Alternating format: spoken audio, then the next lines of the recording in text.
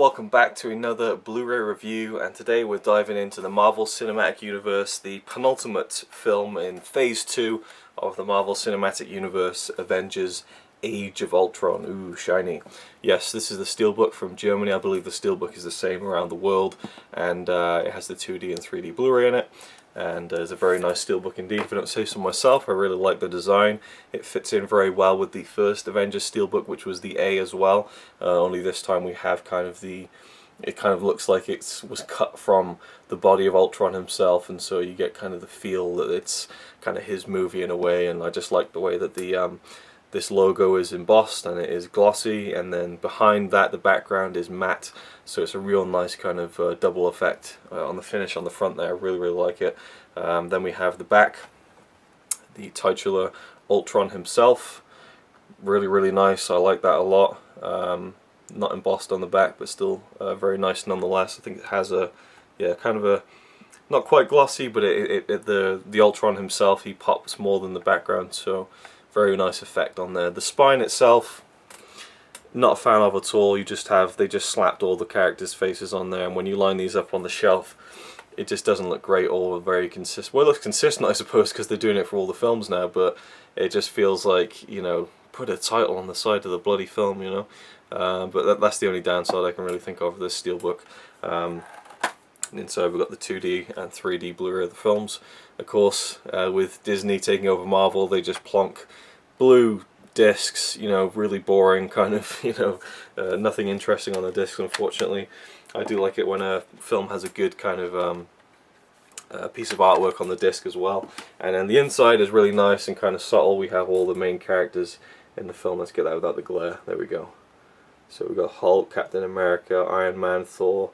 We've got Nick Fury popping his head around there, Scarlet Witch, Black Widow, Hawkeye, and Pietro, Quicksilver as well. So I like that, it's nice, and you get all the characters in there, and yeah, pretty cool. So, the film itself has divided a lot of opinions. You know, the first Avengers film obviously was a huge smash, both critically and commercially. You know, everyone loved the original Avengers movie, and it's when I first kind of really got into the whole cinematic universe, quote unquote. Wasn't really a huge fan of Iron Man or anything like that, but once the Avengers came out and I saw it, and I was blown away by how fun it was. It was just a perfect fun superhero movie to me, and so I got into all the other films through that basically. And now I'm a big fan. I'm an unapologetic Marvel fan. I'm not one of the kind of hardcore fanboys who gets really into it or is kind of looking into like, oh, there's the set leaks and oh, who's going to be in this and oh, Black Panther. You know, I'm not on that level. But when the film comes out, I'm like, great, I'm going to go see it and enjoy the hell out of it. And I really can't say that any of the Marvel films they've done have disappointed me, or I haven't liked that much, because there's not really much expectation from me on another level like maybe some people who read the comic books. To me, it's just all I see is the films and what they present to me, and to me they're just really fun slices of 2-hour entertainment, you know, for me. So this was no different. I love this film more than I think most people. Again, I wasn't going into this like, oh, unbelievably excited. I was just like, yeah, I can't wait to see this. It should be really good. Yeah, it's just kind of a... I think I had a healthy amount of expectation going into it, and so I wasn't disappointed in the slightest. I mean, you've got everything that you want out of an Avengers film. You've got all these superheroes coming together, sharing the screen and the same film, the same story, big epic scale, different locations, huge action set pieces, you know, heroes fighting each other, heroes fighting villains. You got humor, you got moments of gravitas as well. I mean, it just has everything. But a lot of people were not happy with the story. They were not happy with certain elements of what happened. There were a lot of complaints about this film, and I can kind of go along with some of those complaints. We have Joss Whedon returning to direct and write the film like he did with the first Avengers movie, and I'm a fan of Joss Whedon. I'm not like an uber fan or anything. Again, I mean, I love Firefly and Serenity. I thought those were fantastic. I remember seeing Serenity in the cinema when it came out 10 years ago and thinking, wow, this is the new Star Wars, and I was just so disappointed that it didn't turn into anything more. Then I went back and watched Firefly and loved that, and again, it just never seemed to get off on the right footing, unfortunately, the whole Firefly Serenity universe. You know, I used to enjoy Buffy back in the day, but really the Avengers films are what... Well, no, I suppose I enjoy Firefly and Serenity on a deeper level than the Avengers movies. I think the Avengers movies to me are just like pure fun, you know.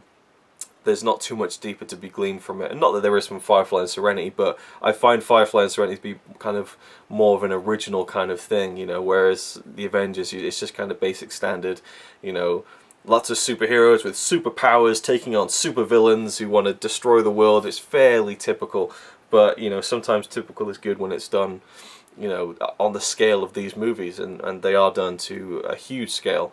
The effects are mostly incredible, you know, the music goes along with it so perfectly and just gets you into that kind of superhero, like, yeah, feel. I can't really fault it that much. One thing I'll go along with, people have been saying, is that most characters in Avengers Age of Ultron sound very much like they're written by Joss Whedon, because every character is sarcastic and has that kind of dry, sardonic wit, and it's kind of like, maybe rein it back a bit, Joss Whedon, you know, I mean, like the Korean scientist mouths off to Ultron at one point, and it's like, she just wouldn't do that, you know, or if she does, you know, it's just very, a great coincidence that every character in this film has got that sense of humor and personality. You know, again, even though I found a lot of the lines that Hawkeye gave in the film to be quite funny, particularly towards the end, you know, really funny gags, I just felt like, well, he didn't feel like that kind of guy in the earlier movies. I mean, I don't know. It just, I definitely would agree that I think Joss Whedon kind of likes his own humor a lot. And fair play to him, he is great at writing that kind of stuff. But I think he put too much of it into almost all of the characters. The only character I can think of that isn't cracking some kind of joke is probably Scarlet Witch. You know, maybe Vision to some degree. But I mean, look at Ultron. Ultron is just constantly throwing in gags and stuff, and maybe that doesn't really fit well with most audiences for the supervillain. I kind of went along with it. To me, it was almost like he was an extension of Stark, and Stark built him, so it kind of worked for me. But I can definitely see people being annoyed by that. Anyway, the story of the film is what I really loved.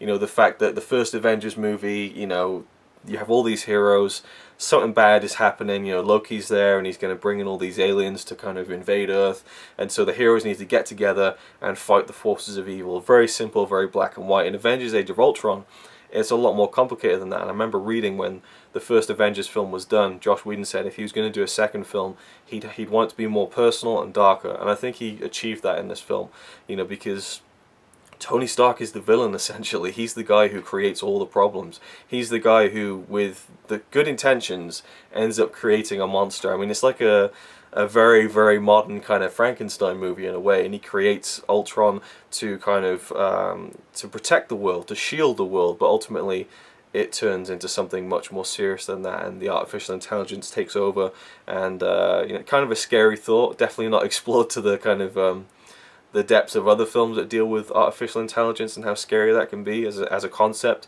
but it's still an interesting look at kind of how man messes with nature and humanity in a way, and kind of tries to create humanity out of something that isn't human, and how that can go wrong. And I enjoy that part of the film, and how Stark is basically responsible for everything, and how you see that every now and again creeping through in his character, how he knows that this is all his fault, and he kind of feels like he's maybe leading the Avengers to their, you know, untimely doom.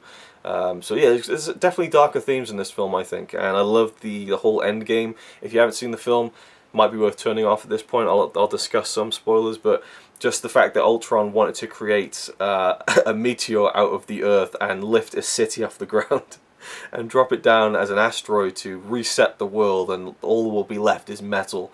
I love that. I mean, it's so over the top, it's so, you know, far-fetched, but just the idea that he is fascinated with resetting the whole human race, and by doing that he creates his own asteroid out of the Earth. I mean, it's just so unbelievable, but so awe-inspiring to see on film, this huge city just like being lifted up into the sky with all these, it's just, I love stuff like that, and the whole end sequence is just eye candy, and, you know, I just loved it, absolutely loved it.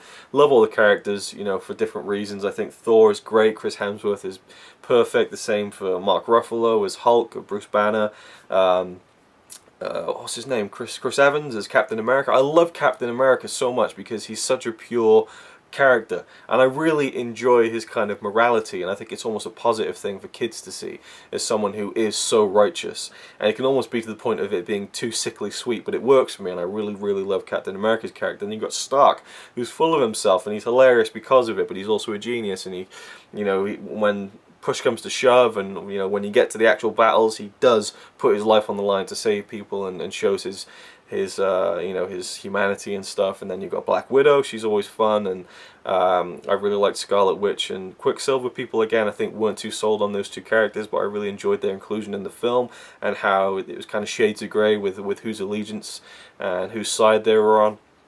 I thought Elizabeth Olsen in particular was fantastic as Scarlet Witch, because she has a couple of moments in the film where she's really kind of emotional. I think she really nailed those moments. Some of my favourite moments in the film, including her last scene with Ultron, which I thought was one of the best parts of the whole film. Then we have Paul Bettany as Jarvis and the Vision, and the Vision was just such a great character. I love the scene where he's kind of born and he comes out in the Avengers Tower and he looks out to the city. It's such a beautiful moment because he's looking out and just seeing this world in front of him for the very first time, but he's also seeing his own reflection. It's a kind of double moment, you know, where he's recognizing that he is something and that is out there. I just love that kind of dynamic, that dual kind of moment that the Vision has when he's first born, and then his scene with Ultron at the end, which is just probably my favorite scene in the whole Marvel Cinematic Universe, with just kind of the last vestiges of Ultron's power, the last kind of drone that he's got control of.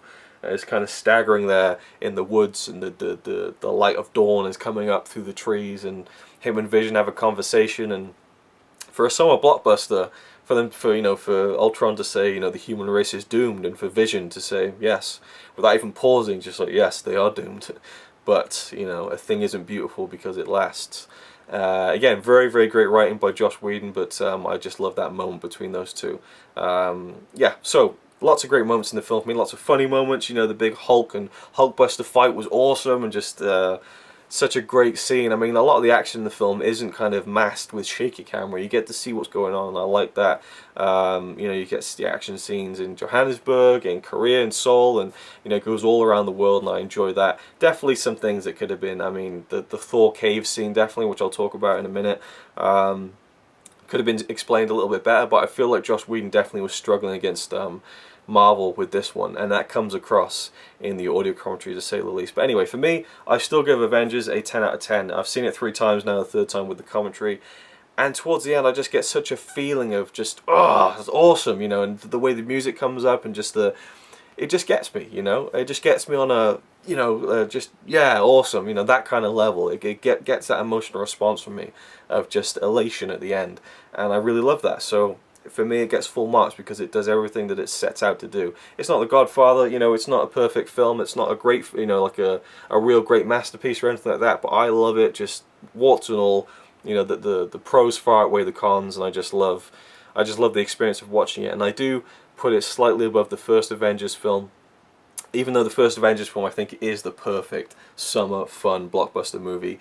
You know, from this one, from the get-go, the Avengers are there, and there's just so much to it. I love how it goes back down to Earth when you get to Hawkeye's house, and you kind of see more about him, but it also takes the Avengers, it knocks them down a peg, literally brings them down to Earth, you know, on this farm in regular kind of civilian clothes, and they've kind of been, again, knocked down a peg.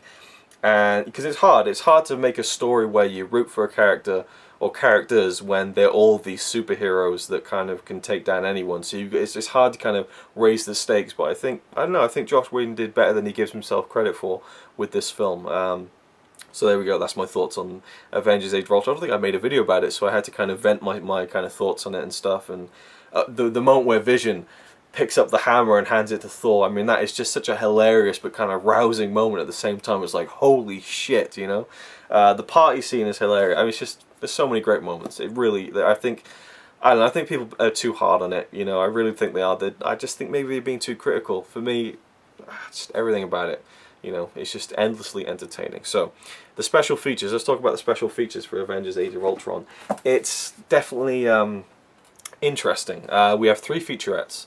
One is called Global Adventure, one is The Infinite Six, and the other one is From the Inside Out, the making of Avengers Age of Ultron. I was like, wow, from the inside out, the making of the Avengers Age of Ultron. This is going to be a 2-hour documentary. This is going to be an in-depth look at all the making of the film, you know, the location shooting, the visual effects, creating Ultron. Why did they make his lips look like human? I didn't like that bit, by the way. You know, how did they do that? Why did they do that? What choices were they making there? The animation of the Hulk, you know, or Iron Man, or the suits suits that were different, or you know, making the flying city at the end. You know, how did they put all those things together? How did they kind of work it all with all the actors when their schedules were different, all that kind of stuff? Well, they don't really give you any of that kind of stuff. From the inside out, the making of Avengers Age of Ultron is about 20 minutes long. There's some great footage in there, some fun behind the scenes moments where the cast are kind of joking around and stuff, interviews with the principal cast and the people who made the film, but ultimately it's just kind of very light. I mean, it opens during the premiere of the film, and then it goes 18 months later, day one of shooting, and you're like, oh, this is going to be really in-depth, and then it just kind of trails off from there. I mean, if you're looking for kind of some substance, it's not really going to satisfy you too much. I mean, I almost feel like you could find the same kind of stuff on YouTube. But I'm glad that it's on there. Don't get me wrong, glad that there's at least something. But I felt like, you know, this is one of the biggest films, one of the biggest blockbuster films of the past couple of years, and I just really feel like they should have put some more effort into the special features on this. The next featurette, The Infinite Six, goes over the Infinity Gauntlet, the Infinity Stones, and gives you some background on those if you don't know what they are. And they show you what they were in the comics and what they are in the films. And they go through all the past films and show you where they appear throughout the Marvel Cinematic Universe. Very handy if you don't know too much about it. One thing that I was a bit kind of annoyed by, I'm a stickler for this kind of detail, is when they use scans of the comics to kind of show the history of the Infinity Stones, the Infinity Gauntlet. They were kind of low quality scans, so they looked kind of grainy and pixelated at times, and I just thought, you know, put a bit of effort in, you know, get the comic, get a high quality scan and use that, you know. You got all this gorgeous high definition interview footage of the executive producer, but when it comes to the comics, it feels like they just went on Google Images and just didn't even bother to refine the search to a large image, you know, and just kind of picked whatever. Anyway, that was that, you know, a kind of handy, interesting kind of 6-7 minute featurette. And then finally we have Global Adventure, I believe it's called, which kind of talks about all the locations they went to. They filmed in Italy and London and again Korea, Johannesburg, and that comes to a grand total of 3 minutes. Yeah, it's over within a blink of an eye, really. Almost not worth putting on there. So there we have it, 30 minutes of featurettes on Avengers Age of Ultron. I don't know if it was because, I mean, I'm not sure how much money the movie made, but I know it must have made a bucket load of cash for the studio. I know it definitely probably underperformed. They probably wanted it to be the biggest grossing film ever. I'm sure that was kind of the goal. I mean, films these days, they want it to make like 2 billion, you know. I mean, it's just ridiculous. And I know that critically the film was not a big success, or at least that's what the feeling seems to be. So I don't know whether that kind of put a dampener on, well, we won't bother making loads of special features. But then again, I don't think they've really done kind of deluxe documentaries on these films anyway, and there's always that kind of general veneer of, oh, this was so awesome, and he was so awesome to work with, and this was, aren't we so amazing, Marvel? You know, they very much like to pat themselves on the back on these things, and they don't really go into too much of the gritty details when it comes to making these films.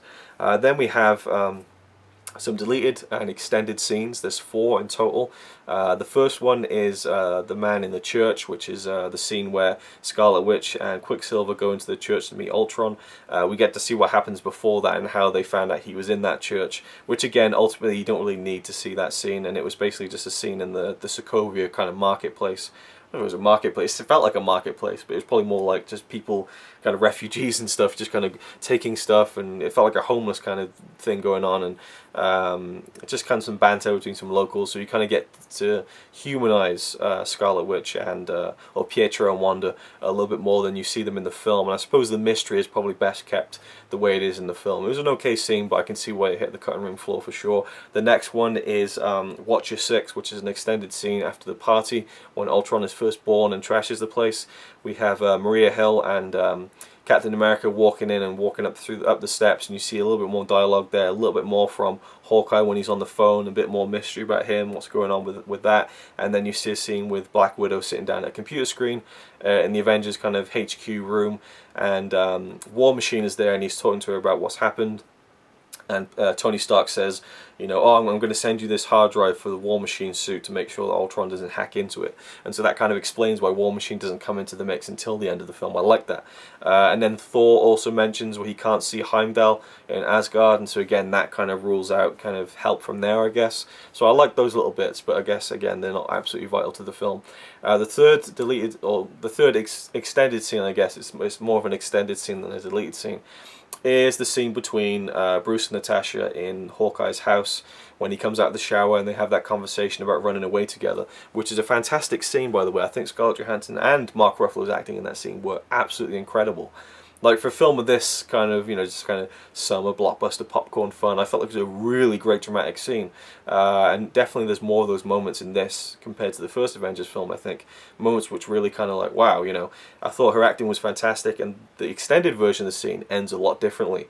He kind of really, kind of pushes her away and says something that really offends her, and it's a really interesting dynamic that kind of almost changes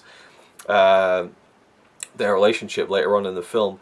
And in the audio commentary, Joss Whedon is talking about how Scarlett Johansson was playing certain scenes after that part of the film with the knowledge of what they'd already shot, and so it was kind of an interesting thing, but he said he felt like it worked out in the end okay. Basically, if you don't want to know, but I mean, Bruce kind of almost calls her a monster in a way, and she kind of, without saying it, and she's like, wow, and she kind of just leaves, like, and she goes to the shower and she's like, I'm just going to go have a shower, and he says, well, the water's cold, and she's like, yeah, no shit, and just slams the door, like, oh. Very interesting scene, for sure. But the fourth one is probably the biggest one. It is a much extended scene. It is Thor in the cave, the Norn cave. Well, Thor and, I forgot his name now, Stellan Skarsgård. You see them meet at the outside the Holloway Institute or University in London, something like that. And there's more dialogue in that scene where Thor's outside by the car with a hoodie on, and then you see them in the cave, much extended, where he goes in, takes his shirt off, and he's possessed by this kind of the Norn, I guess, and he's kind of possessed. He's saying stuff, and his voice is all weird. His eyes are lighting up. There's lightning coming out and stuff. A lot more than you see in the original cut of the film. And all these deleted extended scenes also have audio commentary from Joss Whedon, so I watched them all again with the audio commentary. He explains certain things which seem to make sense. But as far as the Thor scene goes, he kind of says that he liked it, but with test audiences, they really didn't respond to it very well. And so they ended up just kind of cutting it out of the film and feeling like you didn't need to have all that information. I definitely think it probably should have stayed in. I feel like a film that's 2 hours, 20 minutes long, or however long it is, can do with a couple more minutes isn't going to hurt the film. I certainly don't think. I think it's slotted into a part of the film that could have easily done with slowing down a little bit. I don't know. I feel like it probably should have been in there.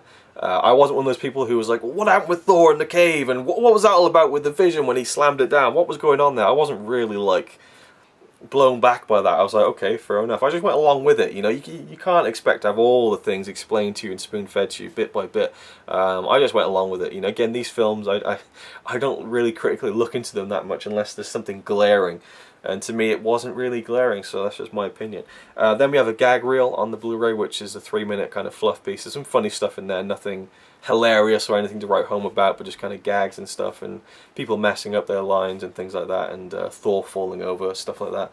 But yeah, that was the gag reel. I'm glad they include those at least, and that kind of is it for the video content. No trailers, which is kind of disappointing. For me, I just feel like Blu-ray packages are much more complete with the trailers, and how much effort is it really to put those on there, so I was kind of disappointed they didn't have those on there. Anyway, the one special feature that is worth the price of admission is the Joss Whedon audio commentary. If you remember, back in 2012 when they released the Avengers on Blu-ray, the UK didn't get the audio commentary, which was bullshit. But luckily, Europe, the rest of the world, we were treated to the Joss Whedon audio commentary without having to track down the US release. So yeah, it was very interesting. You can definitely tell that he loves a lot of what he did, but he's very critical of himself.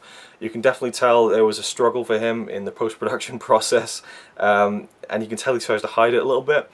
And you can definitely tell he's tired of the whole thing, but he tries his best to kind of be positive about it. But his insecurities, I think, kind of creep through. There's one point he says, I kind of see this film as a series of compromises and failures. I'm seeing my shrink about it. Lots of interesting stuff he talks about. He even references that he looked at an image from the 1910 Frankenstein movie, which I've seen, as kind of a basis for how Ultron looked in the beginning. I love that, that reference. All sorts of stuff, lots of goodies of like little bits and nuggets of information, and he kind of praises a lot of the talent on screen and points out things that are interesting. A bit of a dry track for sure, but if you're a fan of the film, I think it's very interesting, and I enjoyed it a hell of a lot. But yeah, it definitely seems like he is done with Marvel. At the end, he said, you know, oh, so this is leading into the next Avengers film, which is no longer my problem, or isn't my problem. So it definitely feels like a farewell, this audio commentary from Joss Whedon to the Marvel Cinematic Universe, which is a shame. I really feel like it would be great to him to see it through, but it definitely seems like it takes a toll on him. And he said at the beginning, why did I agree to another Avengers film? So yeah, I loved listening to it. There's definitely some bits in it where it kind of felt like he was holding back. You know, I'm sure there's more to it because we've heard a lot about his struggle with making the film, or at least the post-production process and things like that, and keeping things in and being forced to cut things out. But overall, I really enjoyed the audio commentary and loved the film. So the film itself is a 10 out of 10 for me. The Blu-ray looks great, sounds great. I know some people have said that the audio isn't up to scratch, but I don't have a surround sound system. I can't really attest to that, so it sounded fine to me. You know, if you're not an audiophile, I don't think there'll be too much of a problem. So it looks and sounds great, but the special features definitely lack a little bit. So I'm not going to rate them or anything, but overall, definitely a great Blu-ray and a great film. Just wish there was a little bit more on the making of documentary side of it, because there's so much they could have mined for the making of documentaries of the film. I mean, it's just so Ultron, you know, like you could have done a whole like hour-long documentary on the creation of Ultron, from casting James Spader to, I mean, it is covered in the little featurette, but you know, I don't know. I felt like there was a lot more they could have done with that. Anyway, that's it for now. That's my review of the Avengers Age of Ultron Blu-ray. Thank you for watching, and I'll see you in the next one. So you might say he's a really nice guy, really, but if fucking don't cut shit with me. He says he's really cool, but I think he's a tool.